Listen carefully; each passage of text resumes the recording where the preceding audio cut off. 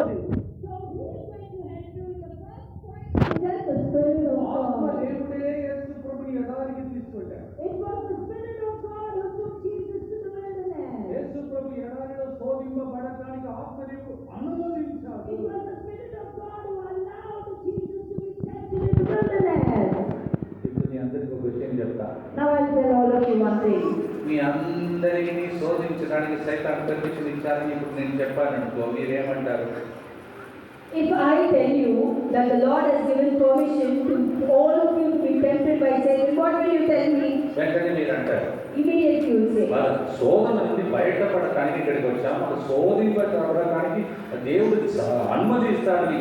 Father, ఇది good news అవ్వాలని ఎంతమందికి అనిపిస్తుంది? మీకు అనిపిస్తుందా లేదా? So will you not think, Father, we have come here to get out of our temptations, and you are telling that we are